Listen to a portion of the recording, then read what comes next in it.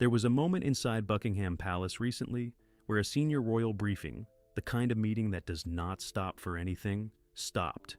Not because of a security alert, not because of a foreign policy development that needed immediate attention, because Princess Anne walked past a corridor and saw something that had no business being there. And the person she told about it first was not her brother. It was not an aide. It was not a press secretary or a private secretary or anybody whose job it is to manage the fallout from difficult information. The person she told was William, and what happened inside that palace in the hours after that phone call is the thing this story is actually about. Because what Anne spotted in that corridor did not just embarrass Camilla. It stunned the king, and it handed William something he has been waiting a very long time to use. Before you can understand why any of this landed the way it did, you need to understand what a royal briefing actually is, because the word briefing suggests something ordinary, a meeting, a room, some paperwork, and inside most institutions that is exactly what it is. Inside Buckingham Palace, it is something else entirely. A senior royal briefing is one of the most carefully controlled events in the entire machinery of the monarchy. The attendees are fixed. The agenda is set days in advance. The room is sealed before the discussion begins.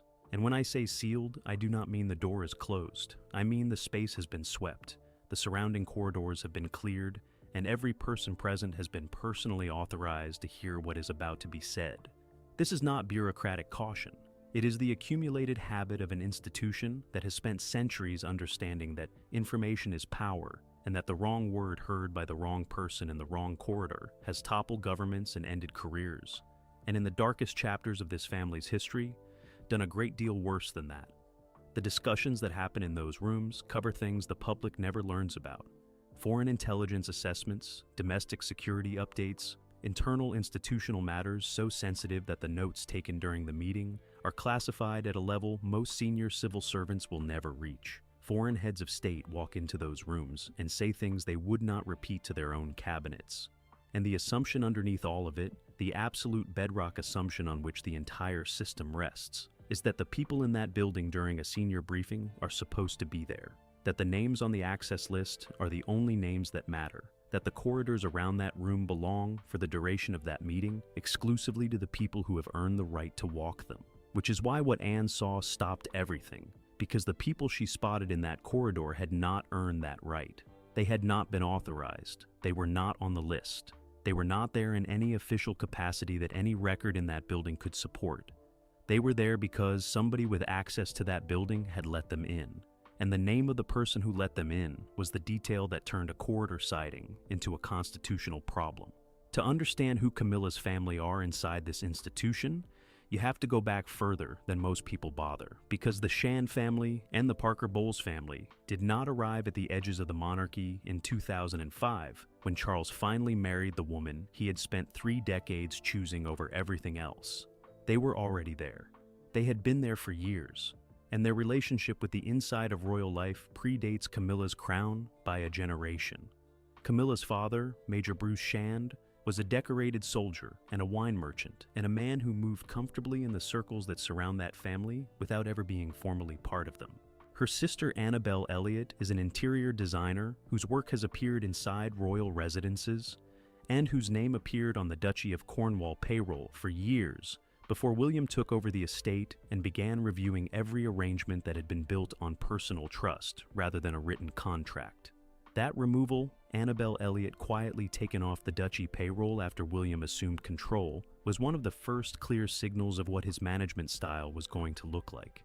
It did not make the front pages. It was not announced. It was simply done, the way William does things, without a statement and without an argument, and without giving anybody a clean surface to push against. One day, Annabelle Elliott was on the list. The next day, she was not. And everybody in that building who understood what the Duchy of Cornwall means to the future king understood exactly what the removal was saying. It was saying that the era of family arrangements built on proximity to Camilla was over. It was saying that access to the institutions William controls is going to be earned on his terms, not inherited through a relationship with his father's wife. and it was saying that he had been watching those arrangements accumulate for years and had waited until he had the authority to dismantle them before he did anything about it at all. That is the background against which what happened in that corridor has to be read. Because what Anne saw was not a first offense. It was a continuation of a pattern that William had already begun addressing through the duchy. It was the same family, in a different building, in a different context, pushing through a boundary that had already been drawn once and that they had apparently decided did not apply to them. And the specific members of Camilla's extended family who were present in that corridor are the detail that investigators inside that building are still not prepared to discuss on the record. What has come out through sources close to both households is that they were not visitors in any conventional sense. They had not come for a scheduled meeting. There was no diary entry. There was no escort from an official member of staff.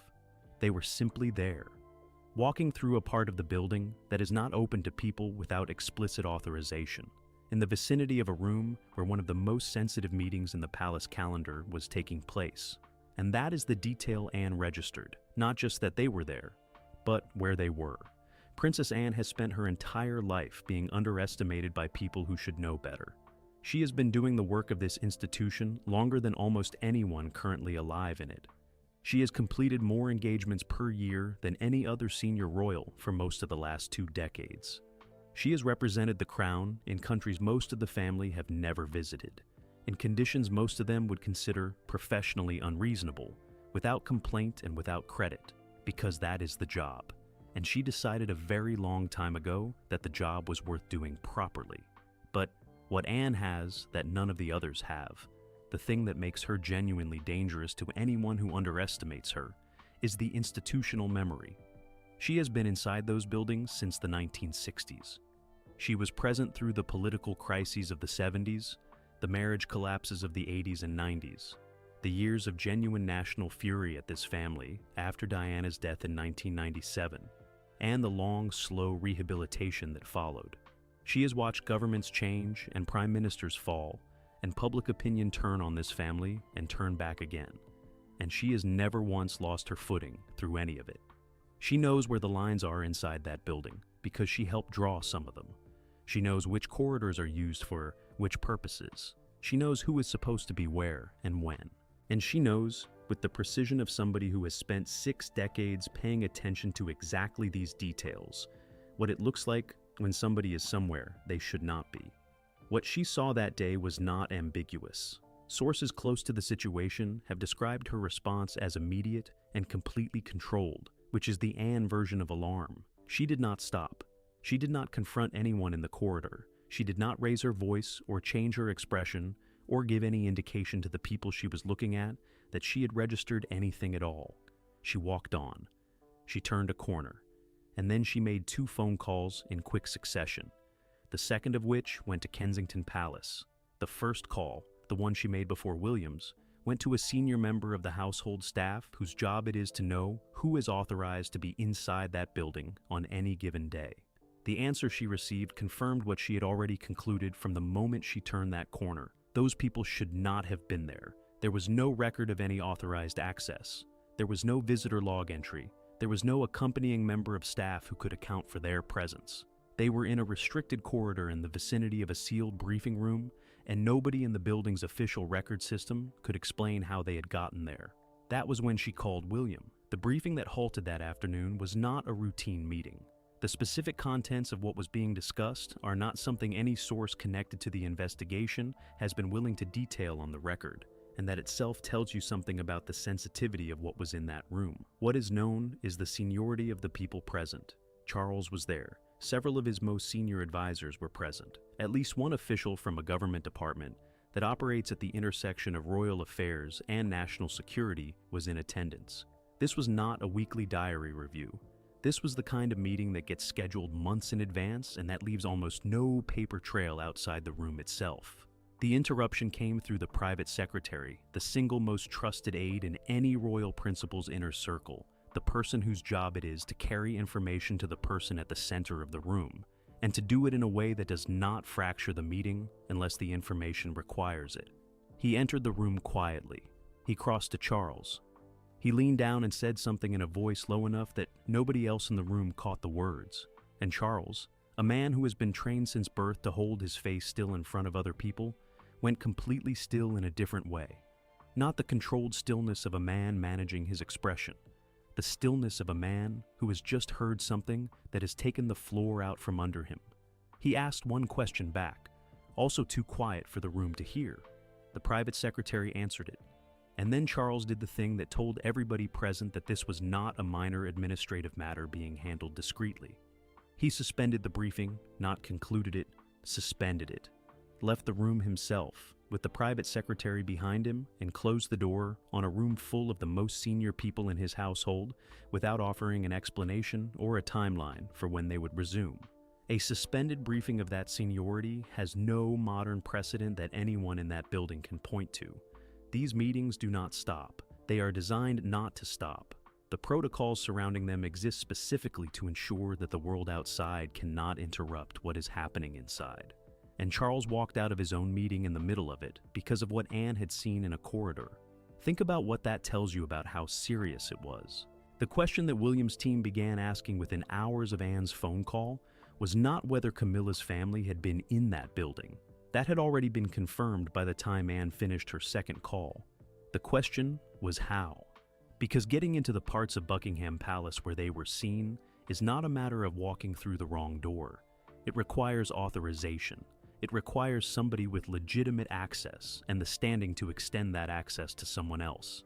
It requires, in the plain language of how that building works, a sponsor. Somebody on the inside who opened the door and said, "These people are with me." And the investigation into who that sponsor was is the thread that pulled everything else loose. William's team began with the visitor authorization system, the internal record that logs every person who enters restricted areas of the palace. The entry for that day, for that corridor, for those names, was not there, which means one of two things. Either the authorization was given through a channel that does not feed into the standard logging system, which is possible but requires a level of access that narrows the field of potential sponsors considerably, or the entry was made and then removed, which is a different kind of problem and a significantly more serious one. The Duchy of Cornwall model came back into sharp focus at this point. Because what William had learned when he took over the duchy and began reviewing its arrangements was that a very large number of things had been done on the basis of personal relationships rather than documented process.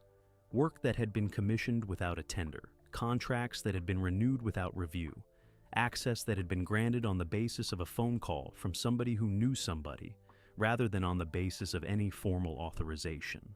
He had spent the better part of 3 years cleaning that up, and now he was looking at a situation inside Buckingham Palace that had exactly the same shape. Something that should have been documented had not been documented. Something that should have been on the record was off it, and the people who had benefited from the gap were connected to Camilla.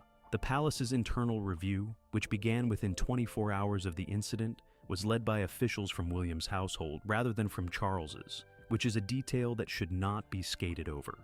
In normal circumstances, an internal security matter at Buckingham Palace would be handled by the King's household. The fact that William's team led the review says something precise about where the institutional trust sat in that moment. And it says something equally precise about Charles's own position. A king who was fully confident in his household's ability to investigate this situation independently would not have allowed his son's people into the room. Charles allowed it. And everyone in that building who understood the significance of that decision drew their own conclusions about what it meant. The call between Anne and William lasted 11 minutes. Sources with direct knowledge of that conversation have said that William spoke for perhaps 2 of those 11 minutes. Anne spoke for the rest. She laid out what she had seen, where she had seen it, what the staff member had confirmed, and what the access log did and did not contain.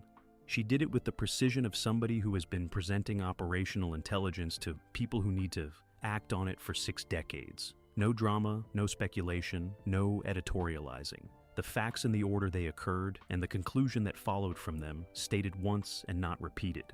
William listened, and when Anne finished, there was a pause that several people who know him well would recognize as his thinking pause. The one that comes before a decision rather than before a response. He asked one question. He asked whether she was certain about the corridor. She told him she had been walking that corridor since before he was born. That was the end of the substantive part of the conversation. What followed was brief and logistical. Who else knew? Who needed to know? What the immediate next step looked like. And then the call ended. William set his phone down and did not pick it up again for 20 minutes, which is the detail that one member of his household later described as the only time they had ever seen him go, that quiet in the middle of a working day. What was happening inside Kensington Palace in those 20 minutes is not something anyone present has been willing to describe in detail. What came after them is easier to trace because it moved through official channels and left a record. Within the hour, William's private secretary had made contact with the palace's senior household official. Within 2 hours, the internal review had been authorized. Within 3 hours, the visitor log discrepancy had been formally escalated to the level that required Charles to be informed directly by his own private secretary, rather than through an aide. And that escalation is what tells you where this sits in the hierarchy of palace problems. There are things that get handled by staff and resolved before they reach the principal. There are things that get handled by senior staff and resolved before they reach the king. And then there are things that go straight to the king because the rules of the institution say they have to, because the seriousness of the breach requires it, and because the alternative, the king finding out later that something of this magnitude had been managed around him, would be more damaging than the problem itself. This went straight to the king. There is a wound underneath this story that has nothing to do with access logs or visitor authorization systems or the mechanics of how a restricted corridor gets compromised. The wound is older than all of that, and it has a specific shape that William has been carrying since he was a teenager, and that this incident pressed on with a precision that no administrative failure could fully explain. Diana's family were never given this kind of access. That sentence sounds simple, and it is not. Think about what it actually means inside the context of that building and that family. Diana Spencer married into the British royal family in 1981. She became the Princess of Wales. She became the mother of the heir to the throne. She became, by every measurable public metric, the most beloved member of that family in a generation. And throughout her marriage, throughout the years when she was actively working as a senior royal and representing the crown at the highest levels, her family, the Spencers, were kept at a careful distance from the machinery of that institution. Not out of malice in every case. The palace has always been cautious about the families of people who marry into it. The distinction between the royal family and the family of someone who has married into the royal family is one the institution has always maintained with some firmness. But the specific texture of how Diana's family was handled, the coolness, the distance, the sense that they were guests in a house that had no intention of ever fully welcoming them, was a thing Diana felt and spoke about privately, and that her sons absorbed whether they were meant to or not. William understands the history of that contrast because he lived inside it. He watched his mother navigate an institution that treated her own relatives as peripheral, while the people around his father moved through the same building with a freedom that was never formally authorized, but was also never formally withdrawn. He watched that imbalance operate for years. He had no power to address it during his childhood. He had no platform to address it during the years when his own position inside the institution required him to stay quiet and build his credibility before he spent it. But he kept a record. Not literally. Not a notebook. Something more durable than that. A clear and permanent understanding of what had been permitted for some people and denied for others. Of what the institution's hospitality had looked like when it was extended generously, and what it had looked like when it was withheld. And when he became the man who controls the duchy and leads the internal reviews and whose team sits across the table from the king's household on matters of institutional governance, he brought that record with him. The specific rooms that Camilla's family had been seen in, not just on this occasion but across a longer pattern that the internal review began to surface as it widened its scope, are rooms that would have been extraordinary to Diana's family, rooms connected to the working heart of the institution, rooms that are not on any public tour and that are not accessible through any official visitor program, rooms that you get to because somebody with standing inside that building decided you were allowed to be there, and nobody with standing inside that building ever made that decision for the Spencers. Charles is a man who has spent his entire adult life in impossible positions and has developed a remarkable capacity for remaining functional inside them. He loved Diana and he loved Camilla, and the collision between those two things consumed the most public decades of his life. and left marks on everyone around him that have never fully healed.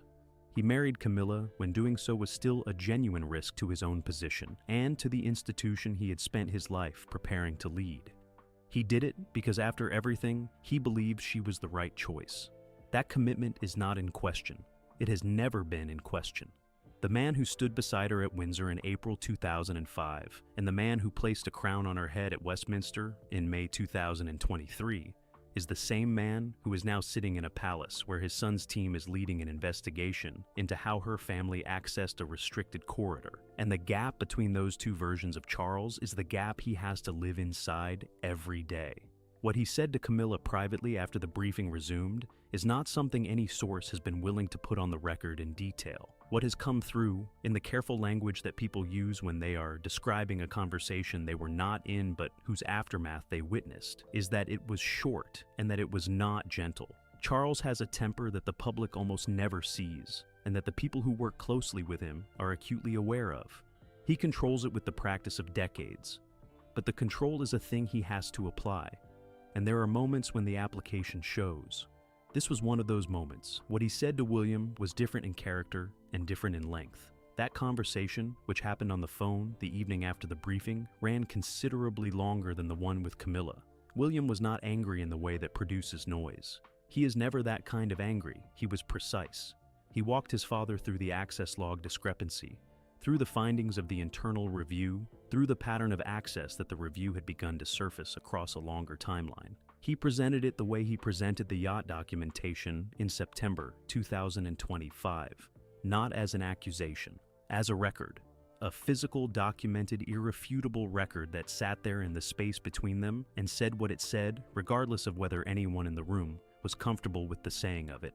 Charles listened. He asked questions. And at the end of the conversation, he said the thing that Charles always says when William has made a case that cannot be answered. He asked for time to address it through his own channels first. William agreed. He gave him 72 hours, the same number he gave him over the yacht. And everybody in both households who knew about the 72-hour figure understood exactly what it meant. It was not patience. It was a deadline wearing patience as a coat. When Princess Anne delivers a verdict inside that institution, she does not deliver it the way most people deliver verdicts. She does not call a meeting. She does not draft a statement.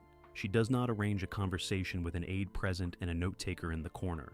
She says the thing that needs to be said to the person who needs to hear it, once, directly, without softening it and without repeating it, and then she moves on. Because in her understanding of how that institution works, the saying of a true thing is sufficient.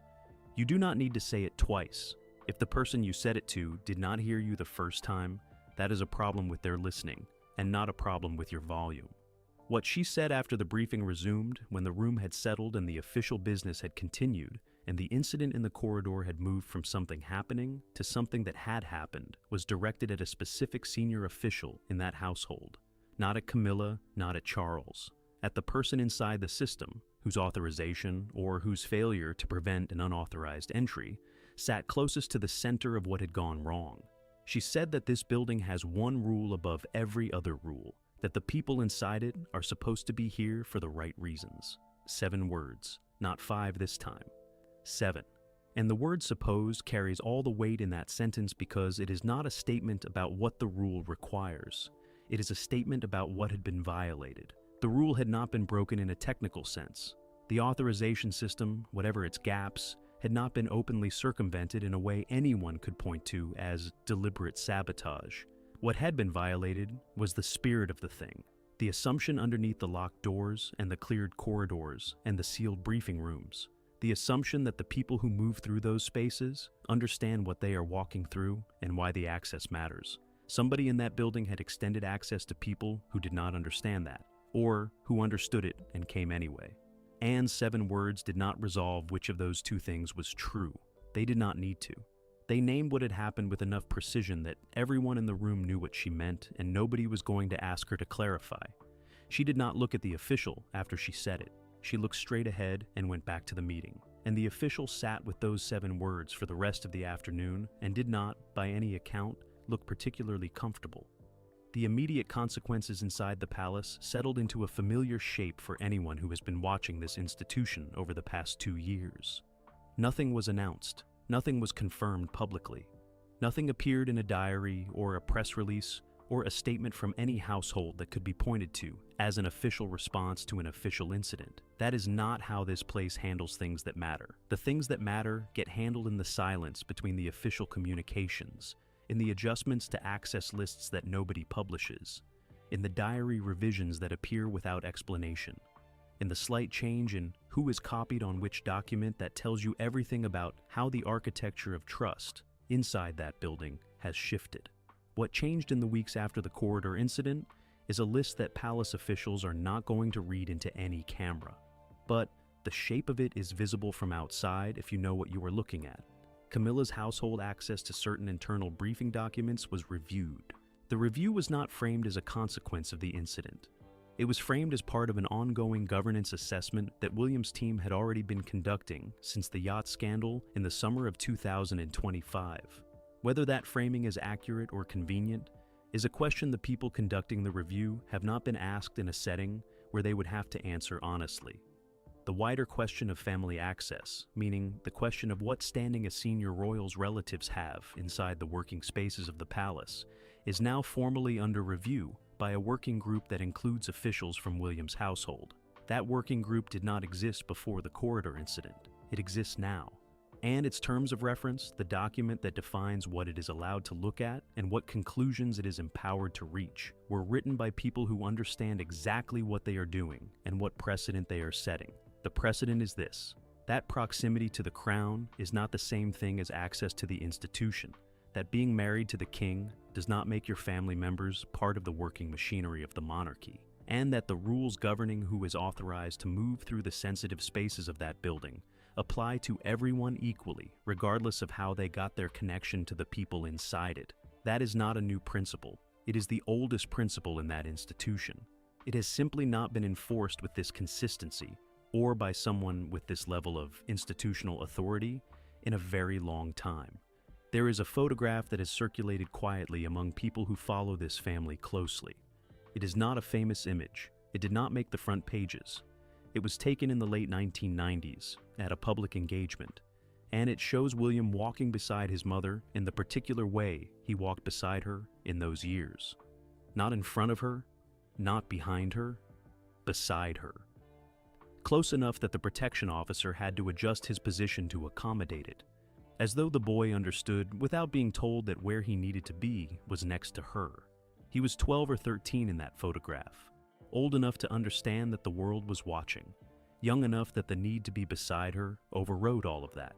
The man he became is not easy to explain from that photograph alone. He is careful in a way that reads as coldness to people who do not know him well. He is patient in a way that reads as passivity to people who have not watched him move. He is capable of holding something in his hands for 20 years without squeezing it until the moment it matters to let it be felt. And the people who have watched him operate over the last 3 years, since he took the duchy, since the yacht review, since the internal governance work that has been quietly reshaping the institution around him, say the same thing about him in different words. He is building something, and he knows exactly what it is going to look like when it is finished. The corridor incident and what Anne saw there and what it set in motion is one piece of that building. It is not the dramatic piece. It is not the piece that will make the front pages in the way that a leaked document or a public confrontation would. It is the piece that sits in the foundation, the piece that tells you what the structure above it is designed to hold and what it is designed to keep out. Camilla has spent 25 years building her position inside this institution on the understanding that proximity to Charles was a permanent and unchallengeable form of security, that what was his was effectively shared with her, that the access and the authority and the institutional standing that came with being the king's wife extended, in practice if not in law, to the people she brought with her. What the corridor incident revealed, and what the internal review confirmed, and what Anne's 7 words put into the air of that building in a way that is going to take a very long time to settle, is that understanding was always built on sand. The institution William is building does not run on proximity. It does not run on personal relationships extended through informal channels. It does not run on the kind of access that gets granted because somebody picked up the phone and said, "These are my people," and left no record that they had done it. It runs on paper, on authorization, on the documented, logged, reviewed, and accountable movement of people through the spaces that belong to the Crown. Diana Spencer arrived in that institution in 1981 as the daughter of an earl, the most eligible young woman in England, the person the family had chosen to stand beside the future king. And she was never made to feel that it was her home. The building held her at arm's length until the end. The people around her treated her family as visitors. The spaces that might have felt like hers were always subtly, persistently, unmistakably borrowed. Her son was 15 years old when he walked behind her coffin through the streets of London in a dark suit with his face completely still. He understood by that point what the institution had done to his mother. He understood it with the particular sharpness of a child who had been watching it happen from the inside for years and had not had the power to say or do anything about it. He has spent the 28 years since then becoming someone who has that power. And the woman who walked through a restricted corridor in the building he is going to inherit, the people who followed her there on the authority of a relationship that was never meant to confer institutional access, found out this year what it looks like when he decides to use it. The briefing resumed, the meeting concluded, the access review was commissioned, the working group was established. And somewhere in that building, in a corridor that most people will never walk down, the architecture of the institution that William is building shifted another degree in the direction it has been moving since the day he sat down with a folder of printed documents and left it closed on a table while he asked the questions that needed answering. He did not raise his voice. He never does. He does not need to. The folder is